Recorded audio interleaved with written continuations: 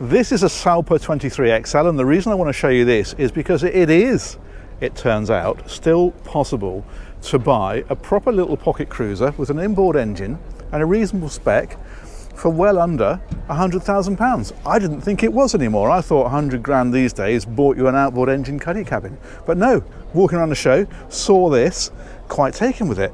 I just wanted to show you basically an entry-level boat, because this is a great way to get you on the water for, comparatively at least, not a huge amount of money. It's a decent spec too, and it is more than just, as I say, your normal sort of cuddy cabin at this sort of price.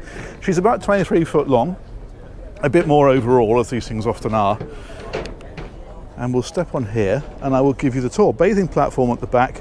We've got this little area here which is quite nice, just lie out or do whatever else you want to do with it.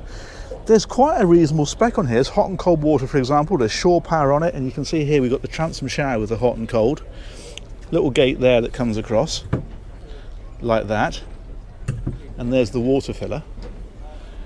And then you've got this cockpit here like this, which is a decent size. Now, under here is a canopy. This whole thing will enclose.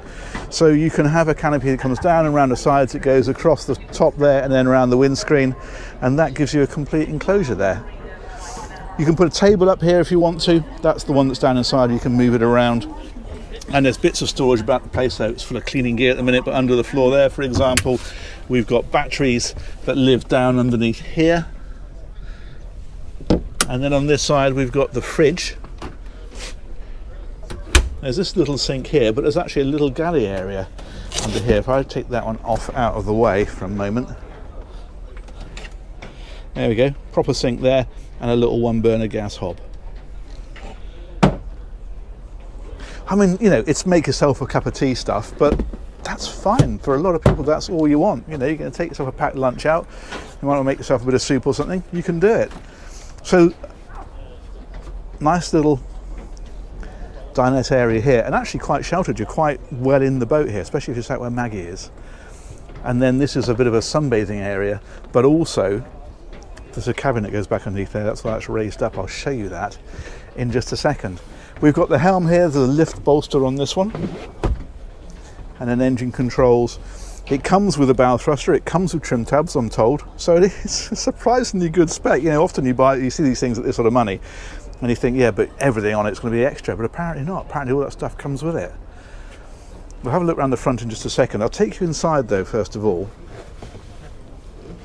This is what I mean about it being more than just a cuddy cabin, because if we come down here, it's not quite standing headroom, but it's not far off, and there's a very nice dinette down here then. This of course will drop to make into a sleeping thing. You put the table in the way around and you can see there's a recess for it to go into here. I like the flooring, I like the little opening portholes, I like the little hatch at the front there. That's great, isn't it? It's a place you can come and tuck yourself away, isn't it? Nothing wrong with that. And proper separate toilet. This I think is really, really important. If you're going to buy a boat like this, there we go, bit squeaky door, this is what you want. Because if you're out with your friends or your family, people don't want to be going into the cabin and lifting up a cushion and finding a toilet underneath there. They want to go to a proper toilet. Something I discovered myself. My previous boat didn't have one. It was one of the must-haves on the next one, and it makes a big difference to people's comfort on board. And then finally, we have got this double bed that runs back underneath here. Now that's great, because for a couple it means that you're not having to constantly make up the bed, put it away, make up the bed, put it away. You can just leave that made up as a double bed. You still got the seating area then up here, and you can see there's the cockpit table, and I think that's an infill there, presumably, so you can make that cockpit area into a bit more sunbathing. Little opening window up there as well. That's all right, isn't it? You've got to bear in mind the price of this, but I'm really pleased to see something that is at an entry level. That's a cool little boat. If we go back a bit further, that one there is, I think there's a gas bottle underneath there. I think that's what I was told. Seats adjustable. And then if we come back here, Now there are two ways to the engine. So basically, this little hatch here, if I move that seat there out of the way,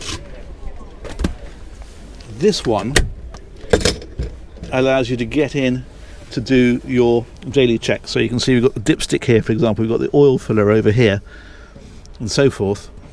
But what you can do is you can lift this whole back section. You take these cushions here off, this one in the corner, a couple of others, and then that all rises up. And what you find under there is a Mercruiser 4.5 litre V6. I think it's 250 horsepower, if I remember rightly, and it's given the boat 38 knots, which is absolutely fantastic. I mean, that's properly fast, and it means you've got a 20 to 30 knot cruising speed, but also it's a lot of fun. And range 150 to 200 miles, something of that order. That's all right, isn't it? Steps up here, out onto the foredeck. We've got, I think that's a manual bilge pump underneath there. Yes, that's exactly what that is. There we go. So we can come around here and up these steps. We've got the rail that comes around, we've got the grab handle here. You know, it's a small boat, but do you know what? It's all there, isn't it? It is a boat you can walk around, you don't have to go through the windscreen. And then you've got more sunbathing up here on the bow.